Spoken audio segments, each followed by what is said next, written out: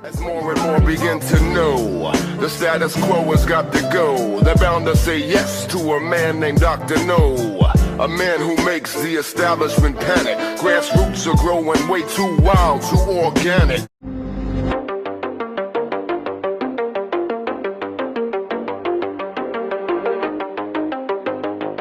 A U.S. drone strike in Baghdad killed a senior militia leader on Thursday, marking another significant escalation that could lead to a full-blown regional war. The strike killed Mushtaq Talib al-Saidi, also known as Abu Taqwa. So I saw different names for this guy who was killed, but every outlet reported that he went by Abu Taqwa, and he was a deputy commander of the Popular Mobilization Forces, the PMF, the commander of their operations in Baghdad. So the PMF is a coalition of mostly Shia Iraqi militias that are part of the government's security forces, and at least one other militia member was killed in the strike, which targeted a PMF base in Baghdad. And initially there was reports of this Thursday morning, and the Pentagon officially took credit for the bombing Thursday afternoon. And the Pentagon claims that Abu Taqwa was believed to be responsible for attacks on U.S. bases in Iraq and Syria that started in October in response to U.S. support for Israel's onslaught in Gaza. But the U.S. has not provided any evidence for this assertion. We're just supposed to take their word that this was a guy behind some of the attacks, and they claimed he was planning more attacks. And this drone strike has enraged the Iraqi government, which condemned it as a flagrant violation of sovereignty and said that it was no different from a terrorist attack. So again, the Iraqi government very unhappy with what the U.S. is doing. The U.S. has launched several airstrikes in Iraq since October, all of which have been strongly condemned by the government of Iraqi Prime Minister Mohammed Shia al-Sudani, who is supposed to be the U.S.'s partner in the country, but the U.S. keeps working against it by launching these airstrikes without informing the Iraqi government. Al-Sudani's government has also condemned the attacks on U.S. bases, but they want to work to find the perpetrators, and they strongly oppose the unilateral U.S. airstrikes and extrajudicial killings. I mean, that's what this is. This is an assassination of somebody allegedly behind these attacks. And you know what? This happened 4 years and 1 day after the U.S. launched a drone strike in Baghdad that killed Qasem Soleimani, the Iranian general, and the leader of the PMF at the time. So, a sensitive time in Iraq that this strike was launched. So al-Sudani said last week, the Iraqi prime minister said that his government was heading towards ending the presence of foreign forces in Iraq, which includes 2,500 U.S. troops. And Iraq's parliament voted to expel U.S. troops back in 2020 after the Soleimani killing, but the U.S. refused to leave, and Iraqi prime ministers have been under pressure since then to get the U.S. out. Unfortunately for Iraq, the U.S. has a lot of power and leverage over them. Iraq's foreign currency reserves are held by the U.S. Federal Reserve. That means the U.S. can destroy the Iraqi dinar, could devalue the currency. The U.S. also just has tight control over other economic things in Iraq and can really just destroy their economy if they wanted to. So they're essentially held hostage by the U.S. The White House on Wednesday slammed South Africa's genocide case against Israel that was filed at the International Court of Justice. That's the ICJ, and it's one of the UN's courts based in The Hague. So when asked about the 84-page lawsuit, and I would recommend I link to it, you could go read it. It's a pretty strong case for genocide. So White House National Security Council spokesman John Kirby was asked about this, and this was actually on Wednesday. And what he said, his response was, quote, "We find this submission meritless, counterproductive, and completely without any basis in fact whatsoever," end quote. So I think U.S. officials must be nervous about this, because if Israel is found guilty of genocide by the ICJ, the U.S. is implicated in that, in aiding and abetting a genocide, as they're providing all these weapons, not just weapons, but political cover. And when it comes to people like John Kirby justifying Israel's attacks on civilians, and he himself has shrugged off the massive civilian casualty rate, basically just as a price of war. Acknowledged that many, many thousands of innocent people were being killed. He even said, oh yeah, they're going to keep killing civilians. That's just the war. And then they try to blame it on Hamas. So, history, if Israel is formally found to be committing a genocide, John Kirby, these propagandists are not going to go down well in history. If you're not familiar with the Defend the Guard Act, it's basically local state legislation that would not allow the federal government to deploy the state's National Guard to a conflict unless there was a formal declaration of war by Congress. And it's a very grassroots movement that's relatively new. And they've been working really hard in different states getting this legislation passed. So On Thursday, Defend the Guard passed the New Hampshire House of Representatives in a vote of 187 to 182. It would prohibit the deployment of the New Hampshire National Guard into overseas combat unless Congress first votes to declare war. And they deploy the National Guard to Syria and to these places where the U.S. is at war. So the party breakdown was 163 Republicans and 22 Democrats in favor, with 156 Democrats and 26 Republicans against. So they're very happy that this passed. And I don't know how it's going to do in the New Hampshire Senate. From what I've heard, the Senate is not very good in New Hampshire. But still, this is significant. This is the second state legislature that this has passed through. This passed through Arizona, the Arizona Senate in March, but it didn't make it through their House. But again, this is a new thing. So the fact that they're already getting this passed through state legislatures is a big deal. And you could go to, this is done by the organization Bring Our Troops Home. They're friends of ours. They're very dedicated activists. So you could go check out Bring Our Troops Home. Go to defendtheguard.us. You can see how you can get involved in your state. Here's Gerald Salenti with today's trends in the news. She warns Taiwanese ahead of presidential poll. He added that compatriots on both sides of Taiwan must share the glory of national rejuvenation. When all else fails, they take you to war. Watch this heat up. And no, America's not going to do anything to stop it. And number one, it's not our business. And number two, when all else fails, they take you to war. It's failing there. And number two, these little fucking arrogant shits, these, I'm a general, you're just a private. You fucking can't stop people coming over the borders. You're going to win a war? Who the fuck are you talking to? Oh, we're talking to the average person, Salenti. Shut the fuck up. They swallow our shit. U.S. office owners face crunch time. Oh, this is from the Financial Times. No shit. Only been saying this for 3 years. This was going to happen when they started locking down things. And there's your office building bust. And now it's going to be a banking bust. Commercial mortgage rates have nearly doubled. In December, U.S. economists found that 40% of U.S. loans on bank balance sheets were underwater. Get ready for happy days are here again. The banking bust, one of your top trends. You got to look it up and see what's going to happen and what you might want to do. Shipping stocks jump as freight costs soar amid Red Sea tensions. The big shipping company, Maersk, shares are up 37%. They were down on the toilet before this.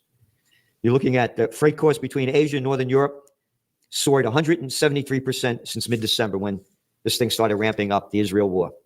Again, the people suffer from this, just like they did when they put the sanctions on Russia. Everybody paid more for gasoline. You Europeans love it, don't you? You got fuck faces in charge. You ready? Each week now, we've been doing it for about 66 weeks. We've been doing layoffs, saying this thing's really going to get bad. You ready? Layoffs soared nearly 100% in 2023 with employers in cost-cutting mode. Cost-cutting mode because their businesses are going down. But they don't say that, cost-cutting mode. And that's according to Challenger Gray and Christmas. Companies planned 721,677 job cuts. In the tech industry, led it by 73%. And what does that mean? And I talk about journalism. It's fucking dead. Look at the front page story on the Cartoon News Network as we're going on the air right now. Look at this. Hamas held her captive for 50 days. This is what she wants you to know. All right? How about Israel holding thousands of Palestinians that they've been locking up since the war began when Hamas invaded on October 7th? How about that? How about showing the pictures of the mass destruction of Gaza? How about showing all the dead bodies of what is about 23,000 now and another maybe 10,000 buried under rubble, 70% of women and children? And then to show you the fucking stupidity of the mainstream media, they put up this little arrogant fucking scumbag, John Bolton, a lovely little murderous fucking arrogant prick. He loves war, and I want to make this really clear. Anybody that supports war, put on your military drag, pick up your gun, go over there and fight, or shut your fucking mouth, because that ugly little piece of fucking scum prick Bolton never fought a fucking day in his life, like Biden, like Trump, like Obama, like Clinton, like Bushy. None of them. But boy, do they love war. Bolton weighs in on who he believes is behind Iran explosion. How about Mickey fucking Mouse weighs in and spews out his bullshit that the Cartoon News Network sells you? And that's why you subscribe to the Trends Journal. Because we give the facts. We're not the frauds. Israel won't take orders from U.S. security minister. This guy, Ben-Gvir, security minister. Yep. And then this guy, Smotrich. He said that advocated plans for voluntary migration of Palestinians from the Gaza enclave. And they're talking now in places like Congo and other African nations, poor places to take. The United States is our best friend. But first of all, we will do what is best for the state of Israel. The migrations of hundreds of thousands from Gaza will allow the residents of the enclave to return home and live in security to protect the IDF soldiers. Yep. Isn't that great? That's that guy, Ben-Gvir. Yep. Again, Ben-Gvir, Smotrich, all you fucking tough guys, go out there and fight. Netanyahu, hey, what is your son still down in Miami? Your boys hiding over there? Everybody that wants war, put on your drag, go out there and fight, or shut your fucking mouth. Got it? And America is behind this murder by supplying all these murderous weapons. So make sure you pay your taxes so your money could go to the military-industrial complex to keep slaughtering people. Be a good American.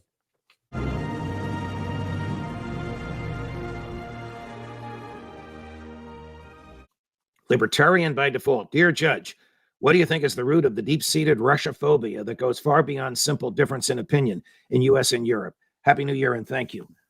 If you read George Orwell's 1984, which was written 30 years earlier and predicted the surveillance state that we have today, one of the governmental tools is having a common enemy, finding a common enemy. In 1984, it was a fictitious creature named Emmanuel Goldstein. He didn't exist, but the government persuaded everybody that he existed and he was a monster and he was the demon that the government needed to restrain. Well, governments know that one of the ways to unify people behind them is to find a common enemy, real or fanciful. So today, the common enemy is Russia. For a while, the common enemy was Saddam Hussein. For a while, the common enemy was Russia's predecessor, the Soviet Union. But the government today of Joe Biden, not Donald Trump, but of Joe Biden, believes that Russia is the enemy. There is no basis to believe this other than their wish to unite the American people in fear of Russia behind the Biden administration. It won't work. Next question, Sonia. Judge, I believe Ben Franklin advocated for lawyers, not politicians, to nominate judges. If he wouldn't have lost that argument, do you think our justice system would be different today? I don't.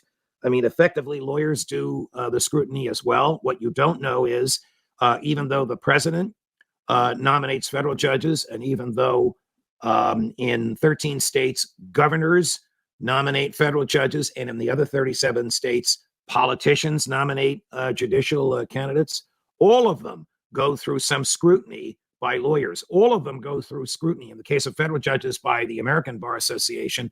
In the case of state judges, by state bar associations as well. Interestingly, there's no requirement in the Constitution that a judge be a lawyer.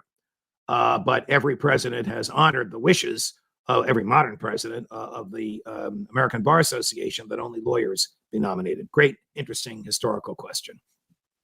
Mega John F1. Judge, are you in favor of closing the FARA loophole that allows AIPAC to function as an American lobby in support of Israel instead of a foreign country lobbying group? Okay, so FARA is the federal statute that requires foreign lobbyists to register with the Department of Justice. AIPAC is the American Israel Political Action Committee. AIPAC is a foreign lobbying group. It consists of Americans lobbying in behalf of Israel, a foreign country. All other Americans who lobby in behalf of a foreign country have to register with the Justice Department, except for AIPAC. There is no reason in law or morality or justice for that exception, and it should not exist, but it does. Next question. Great question. National debt baffles me. To whom do we owe this colossal amount? It's 34 trillion with a T as of yesterday. Who is extending this credit, and when will they come to collect? Complete scam, in my opinion. So a lot of it is owed to Americans who purchase federal bonds A lot of it is owed to institutions and banks that purchase federal bonds, and a lot of it is owed to foreign countries that purchase federal bonds. Guess which country has purchased 1/3 of those federal bonds? You'll hear about this tomorrow from Professor Mearsheimer. Hint, it isn't Russia, it's China. But this is not a scam. It is real debt that is really owed to mom and pop, to individual investors, to wealthy investors, to banks and corporations, to foreign countries, and to foreign banks. Real debt that is really owed. And it is sitting on the shoulders of the federal government and thus on the taxpayer like a monster ready to pounce. What are lawful methods for parents to keep their children from being drafted? Assume we're neither wealthy nor collected. Channeling CCR's Fortunate Son. There are no lawful methods to keep your children from being drafted. The draft is still on the books as we speak, but it hasn't been used since the Vietnam War years. Interestingly, in the war between the states, which the government likes to call a civil war, it wasn't a civil war. A civil war is a violent struggle for control of the central government. That's not what the war between the states was. It was a war to leave the central government. Nevertheless, when the U.S. government, the North in the war, imposed a draft, it said right in the documents, for $300, you can get out. So a lot of sons of wealthy people got out because they either got someone else to replace them or they paid the $300. That out exists no longer. If there is a draft, and God forbid this from happening, to me, the draft is a form of slavery. If there is a draft, there will be no monetary out. There will just be a physical and mental out. If you fail the physical or mental test, you wouldn't qualify for the draft.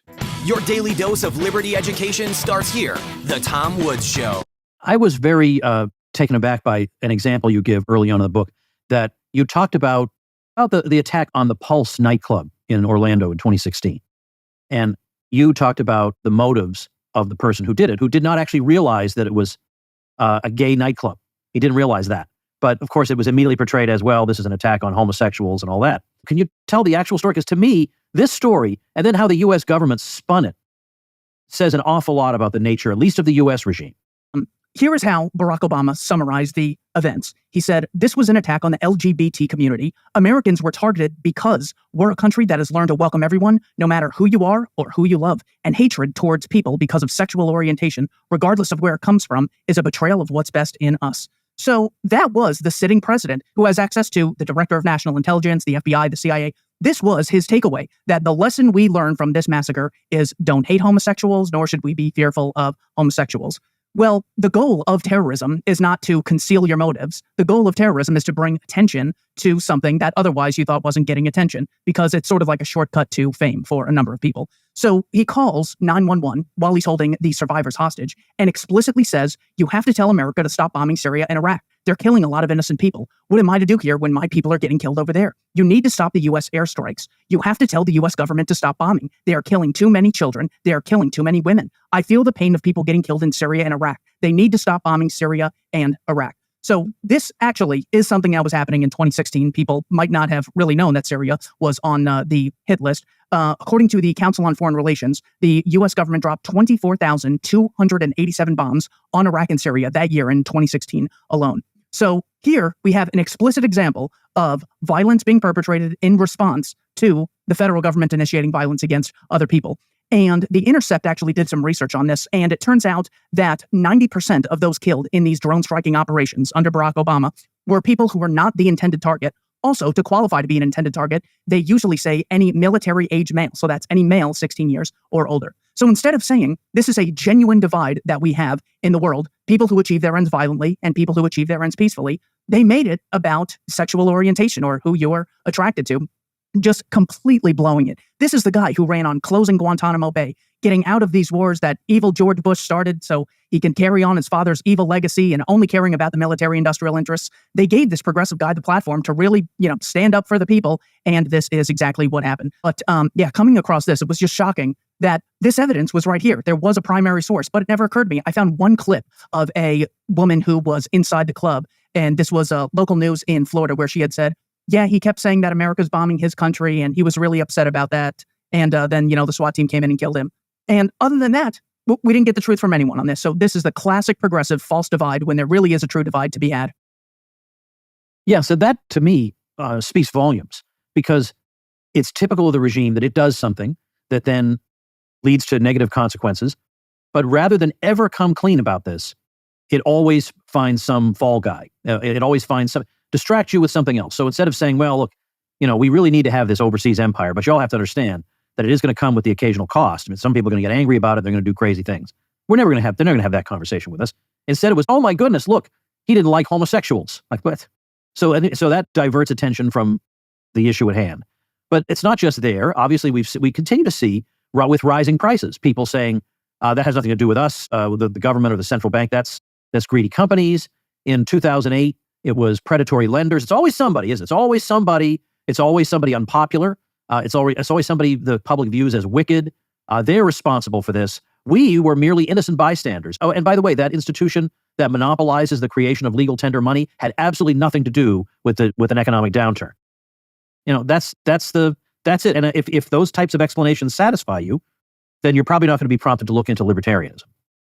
Well, yeah, it seems like no matter what happens, if, we're kept safe, well, that just proves that we need a heavy footprint in the Middle East. Ben Shapiro's words, heavy footprint in the Middle East. And if things are bad, well, that proves that we need to really get serious about this war on terrorism. So no matter what happens, COVID numbers go up, well, we need to have lockdowns. COVID numbers go down, well, see, this is the importance of having lockdowns and mandates. There's no way to actually falsify this. And it's very classic that the elephant in the brain, so to speak, will attempt to rationalize almost everything that's in your self-interest. So it's not like we have this, well, we need to elect the right people or, just erect a new party. While that could be, great in the short run, as people like Javier Milei have shown us, that there can be tremendous benefits to that. As far as long-term solutions goes, it is a bit of a fool's errand to give people a monopoly on money creation, the right to conscript, the right to tax, the right to have compulsory education, and say, these people need to be regulated because once every 4 years, people are going to get a 1 in a million vote between, two lying psychopaths. That's just not going to happen. So progressivism in and of itself is a bit of a fool's errand. And it's exactly what we should expect. Just as corporations always want more power, at least they have the genuine check and balance of allowing people to disassociate with them when they stop creating value.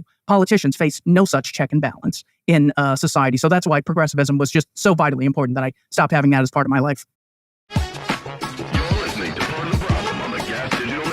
One of the things, there's like the QAnon conspiracy stuff online, which the corporate media loves to use to hit every Republican. Oh, you're another QAnon supporter. But if you've ever actually seen, they're a small group. They have some wild conspiracies. The thing that pisses me off about them the most is not that, like, whatever, if you believe in some conspiracy, whatever, it's not as bad as the corporate press's conspiracy. I mean, that the media is Russian, agent or whatever. But the almost the problem in their view is that it always involves this conspiracy and then this hero is going to rise from the ashes and save us, and then Trump will be reinstalled, and you're just like, first off, they've been saying I think he was supposed to be reinstalled 3 years ago or something. Yep. But it's like, no, look, if your position here is that they stole the election from Donald Trump in 2020, well, Donald Trump was the sitting president of the United States of America in 2020. He doesn't have that power now, and it's very clear that with the justice system being weaponized against him, with the deep state being weaponized against him, they are sending a signal that we will not allow this man to be president again. Sending a signal, Dave, is an understatement. Look at this. I mean, the last time was a man-made pandemic, big tech suppression and algorithmic exploitation of the entire electoral process, let alone you could talk about the rest of the election conduct.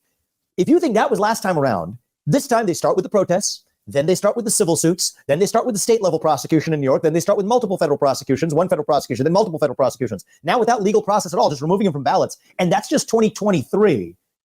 Ratchet that up. What do you think is next? Do the math, people.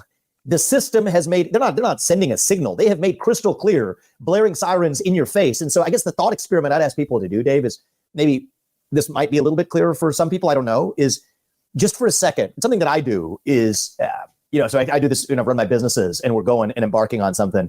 We'll do what we call a pre-mortem. People talk about a post-mortem. They look at something that undesirable that happened and then analyze it to prevent it from happening in the future. One of the ways I've led my businesses is let's do a pre-mortem. Imagine that whatever plan we have goes wrong. What are you going to be saying 12 or 14 or 24 or 36 months from now, looking back and saying what went wrong to get us there? Well, let's do a little bit of that exercise here.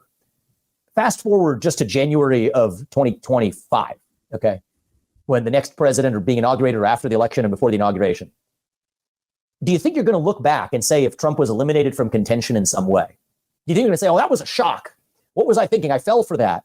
And now we're looking at whoever else it is, whichever puppet they're trotting out, trying to get them inaugurated. Do you think you're going to say, oh, that was a shock, that was surprising, we didn't see that coming? Or do you think you're going to say at that point in time, what the hell were we thinking? And how did we let that happen in this country? I think that you will look back and be saying the latter. Well, let's not do that.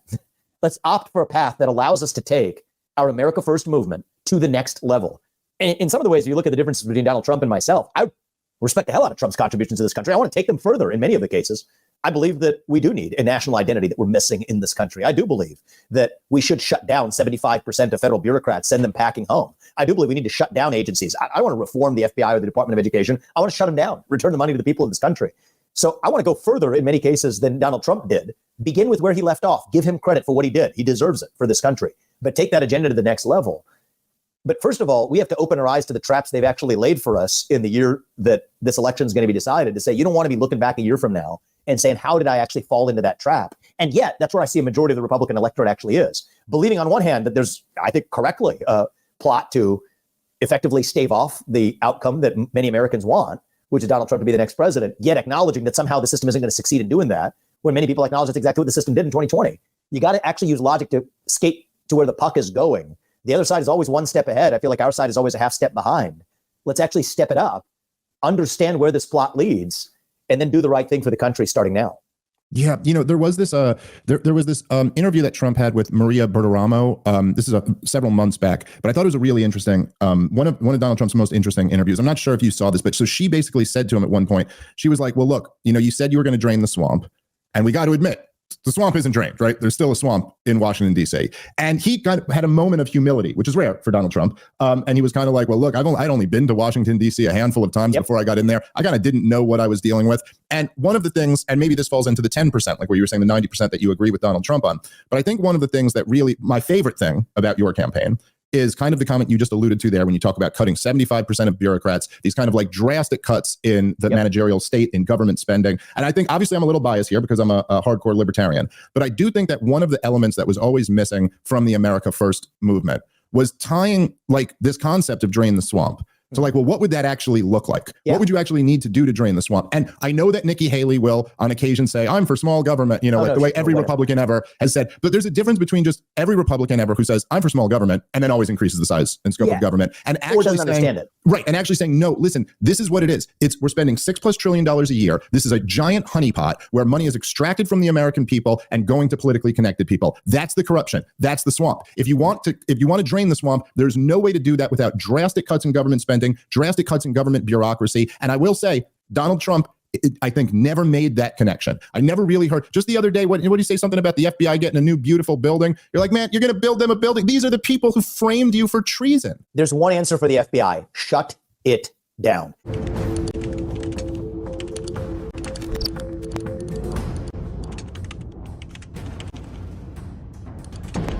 The way to enforce the Constitution against people who violate their oath, who usurp power, who put in place unconstitutional acts, is to vote the bums out. And I think that's the big lie. That might be one of the biggest lies we've all been told. In essence, we're basically hearing, in response to a nearly endless litany of usurpations of power, a nearly endless litany of unconstitutional acts, in response to the largest government in history that has absolutely nothing close to resembling what the founders and ratifiers gave us under the Constitution, we the people are supposed to basically sit it out, wait, and take it until we can convince the government to magically do something that the government never does, which is limit its own power, until we can convince the government to stop doing what the government was never supposed to do in the first place.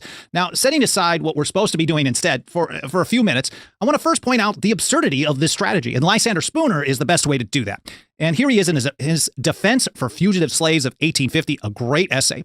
He said, to say that an unconstitutional law must be obeyed until it is repealed is saying that an unconstitutional law is just as obligatory as a constitutional one. Just think about that. If you have to obey an unconstitutional act until the government says, oops, we made a mistake, that's unconstitutional, that has the same legal force as a constitutional act where the government says you have to obey it until, well, they decide that they don't want to have that law anymore. So in essence, is kicking all the power to the people who are violating the Constitution. And again, this is totally absurd, and that's how Spooner puts it as well. He said, there would therefore be no difference at all between a constitutional and an unconstitutional law in respect to their binding force. And that would be equivalent to abolishing the Constitution and giving to the government unlimited power. And it was this kind of foundational principle that was behind Patrick Henry's Virginia Resolves against the Stamp Act, or Virginia Resolutions of May 1765, where he took the position that basically when government does stuff it's not authorized to do, in this particular situation was the stamp tax, the Stamp Act, he said, you are not bound to yield obedience.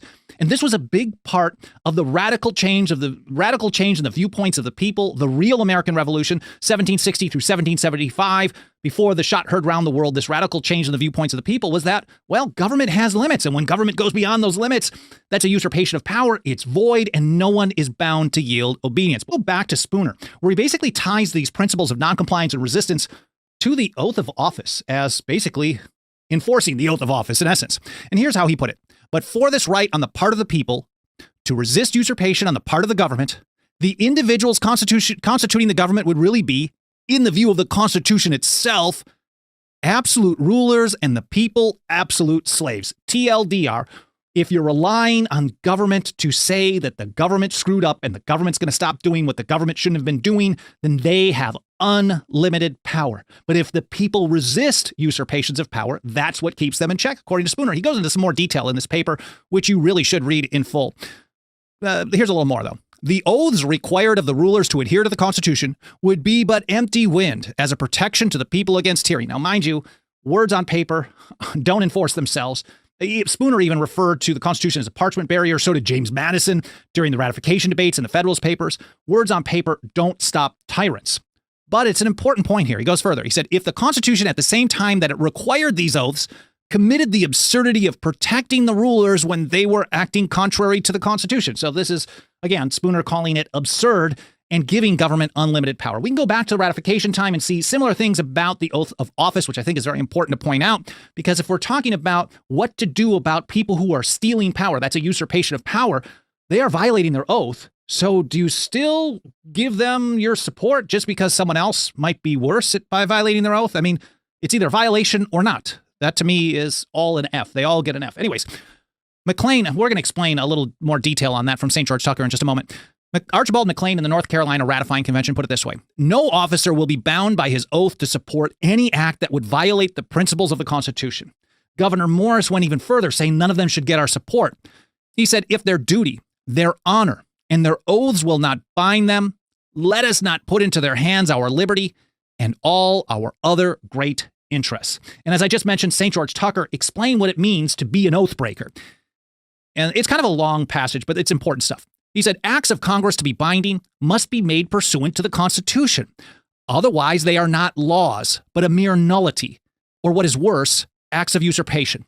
So this is kind of already leaning back towards what Patrick Henry had to say, what Algernon Sidney had to say in the 17th century as well. Tucker continued, the people are not only not bound by them, these acts of usurpation, but the several departments and officers of the governments, both federal and state, are bound by oath to oppose them. So anytime they go beyond the limits of the Constitution, first of all, you're not waiting for the government to say, oops, sorry, we went beyond the limits of the Constitution. Everybody who's taken an oath to the Constitution, to the best of their ability, they are bound by their oath to not only just not obey them, but to actually oppose them. And Tucker explained it like this. For being bound by oath to support the Constitution, they must violate that oath whenever they give their sanction, by obedience or otherwise, to any unconstitutional act of any department of the government. And I try to avoid using the generous comment that, well, we have to have defense spending, don't we? Well, I've come to the conclusion, this nonsense about defense spending is not defense, it's offensive. We buy weapons, pass them around the world, and there's big profiteering in it. The lobbyists and the military-industrial complex, very, very powerful. So, and we will slip up, and I will today, and end up calling it DOD's defense spending, and that is the comparison of the chart. But the truth is, put that in quotes, Defense spending doesn't mean that it's going to help defend us. It's going to increase our chances of getting involved in a war, and it's going to increase our chances of suffering economic ramifications from getting involved in something that we shouldn't have. And their concern about not following the Constitution hasn't entered the mind of about 98% of the members of Congress, which is something, Chris, that someday we hope to stir up interest in that to help solve these problems. Chris. Very good, Dr. Paul. Yes, and if our studio engineer can bring up the chart that we're talking about, I'm going to ask our viewers to sit down for this one because It's a serious one. And if you're on the treadmill at the gym, maybe slow the treadmill down. If you can see those two lines, the white line is the annual, quote unquote, defense spending. And the red line is the interest on the debt, which has hit $34 trillion recently. And you can see that now interest payments are more than the bloated defense spending. And this is just defense spending. This is not Medicare, Social Security, and all the other promises that people expect from the government. And as Dr. Paul, just alluded to, this is offense spending. This is empire spending. If we had actual national defense, our nation, defending our nation, it could be done at a fraction of the price. You just defend our nation. But that's not what our country does. We have 1,000 military bases peppered all over the planet. We get in wars on a daily basis. We read about them. So this is not defense. This is $800 billion in empire spending. But now the interest in paying for all this is getting out of control. And unfortunately, this has been a joint effort. Voting has not helped the American people one bit. Both parties, presidents of both parties have been a part of this. If you go back to Obama, I got the numbers. It was $9 trillion that he added in 8 years of his presidency. Trump, $7.8 trillion in 4 years of his presidency, half the time of Obama. And now Biden is over $6 trillion so far. So both parties, they really could care less about what anybody thinks about these wars. They are going for broke, and we're the ones that are going broke. It just continues to go on, and that is a big problem. Now, on that chart, you saw the line that was going straight up was the interest. It's straight up. Charts that shows lines going just straight up. Well, you know what? So often they go straight down, too. But that line might not go straight down because they're going to keep printing money. The line may go straight up, but what will be going down is the real value of the dollar. Sure, they can print forever and in nominal terms of the dollar, but that doesn't mean like the dollar at one time when the Fed started was $20 an ounce, but now it's $2,000 an ounce. So that's what the trick is. But in real money, when a line is going, that's over speculation or anticipation or whatever. But straight lines that go straight up is a warning sign. That's really what my point is, that it doesn't last. But in this case, it might end by going straight up more, but a dollar that just loses more. And although the dollar has lost 98% of its value since 1971 when we had no linkage to gold. So, and the government's in the business of deceiving the people. If you listen to the broadcast for the campaign going on, you'd think things are wonderful. We had a employment report today, and things didn't sound too bad, new jobs, until you looked at what kind of jobs were they. How many full-time jobs did they add out of that great number they have? Well, they didn't add any. They lost full-time private jobs. So it's terrible, but you got to really be careful to look for something that the government reports so you can believe in it, and that's a job. So be cautious all the time when they start telling you what is necessary, because they just think of the lies told about COVID. And they had a goal, and they achieved their goal, taking over medicine and showing how powerful they are. How you getting people to join in and go to war. You got to be frightened and scared because they're going to attack us and bomb the country. And so they're always going to exaggerate, and they exaggerate on the positive side and say things aren't so bad, especially an incumbent president. They just say, boy, we just had the greatest 4 years in the world. But the American people, I think, are waking up because they themselves aren't feeling good like the government tells them they should be feeling, and truth will win out. We have a major morality deficit in our nation, a major health deficit. So truth in those areas, if those could be provided to people, are valuable. And that's when, when things start to fall apart, all the people that ignore you now will be looking for answers. And it's our job, the best we can, to provide those answers to help them along as, times get tough. Very good. That governments can't do anything that you and I can't do because it's wrong, and that is steal from our neighbors or hurt our neighbors. We are not allowed to do that because then it becomes uncivilized. But and as I say, most people agree with that. But all of a sudden you say, well, the governments can't do that too. And then you start looking at how much activity does the government participate in where they're literally taking stuff from one group and giving it to another. That's all that warmongering, all that spending stuff that goes on. That goes into the hands of the very rich, the arms manufacturers. So, but that principle, if we could just take the Bastiat principle and apply it to the government so they can't do anything we can't do because it would be wrong, I think we would gain an awful lot. That also we could rein in the real effort to just keep this cycle going of spend, print, is you have to stop that by saying government does not have the right to monetize and print money just because somebody created a debt. I think that would be a major step, and just recognizing that creates optimism because, it isn't that complicated. We only have to do two things, and things would become much better.